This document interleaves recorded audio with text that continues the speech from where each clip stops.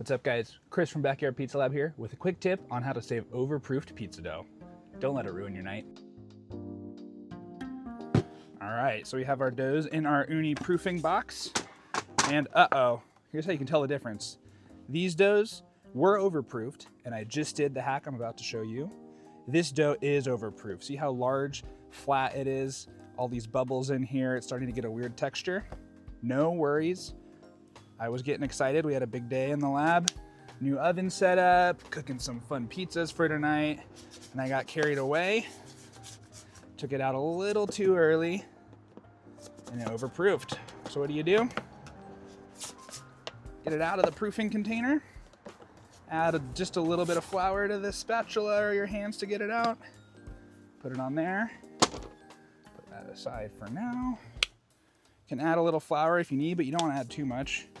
It should be pretty easy to work with. See how lax that is? All those bubbles, you can almost see the bubbles forming as I play with it. It's a sign of overproofing. And I'm just gonna fold it back into a ball. See how we're getting a nice smooth skin on top?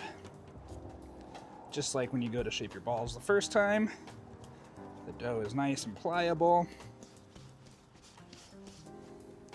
Keep doing this. You want that skin as smooth as possible. Make a tight ball. I like to press together the bottom, get it on a nice part of the cutting board, or whatever surface you're on, working that seam.